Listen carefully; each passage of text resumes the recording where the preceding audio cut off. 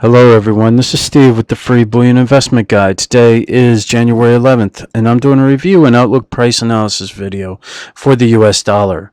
This is a US dollar 4-hour chart, and to quickly review last week's video, I'd shown you this descending channel.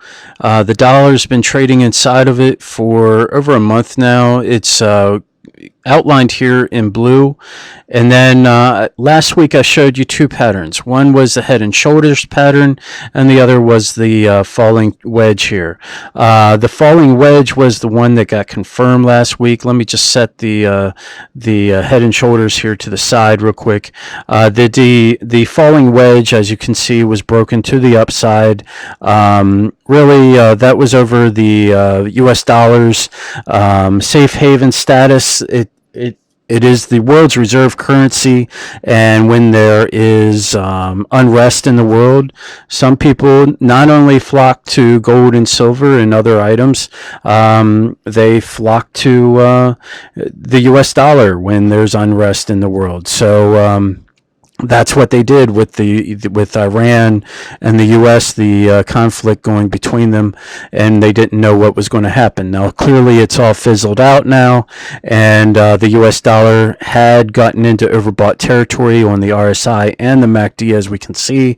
Also, on Friday, we had the non-farm payroll report come out, which was less than expected. So that tells the market that the Fed isn't going to keep rates the same. I mean, at the very most, they'll keep rates the same. They won't raise rates, clearly, and especially when they're doing QE and funding the repo market, there's clearly some liquidation issues there with the U.S. dollar. But it was the safe haven aspect of the dollar was enough to help the dollar rise. But the jobs report basically confirmed that we aren't going to see a hawkish Fed, and that helped the dollar stop its upward movement, and it looks like now like it's turning around, and we should start seeing it come back down.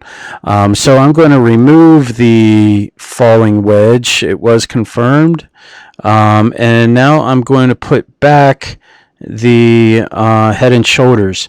I said in last week's video that as long as the right shoulder didn't break above the head, the pattern will be still relevant, and the pattern still is relevant. So it looks like if we zoom in here and take a look at the MACD and the RSI, that the price of the dollar is starting to turn from its upward movement and starting to come down in price. Now, will it come all the way back down below these two support levels of 96.60 and 96.35 to confirm the head and shoulders pattern? That remains to be seen, but that's, again, there is a head and shoulders pattern in the price chart, so we'll have to see if it gets confirmed or denied next week, or perhaps the week after. We'll have to see how everything works out.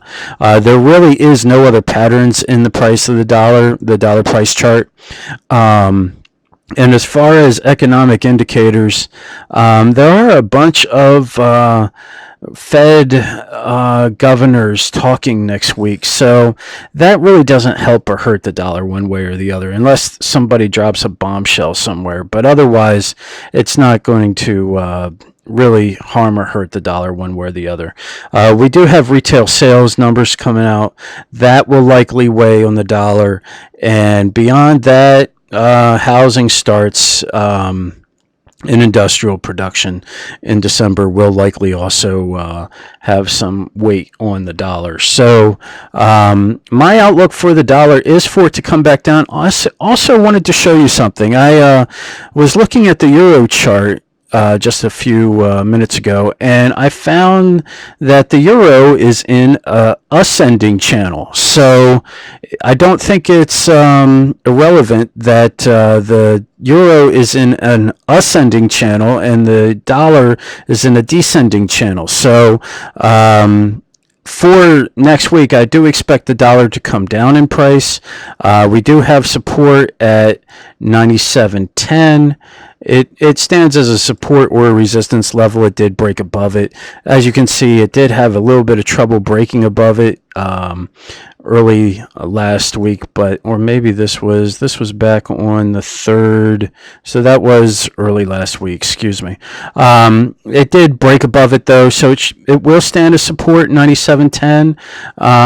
But for this head and shoulders pattern to be confirmed, the dollar will have to fall through the 97.10 level, the 96.60 level, as well as the 96.35 level, and likely come possibly even test the 95.75.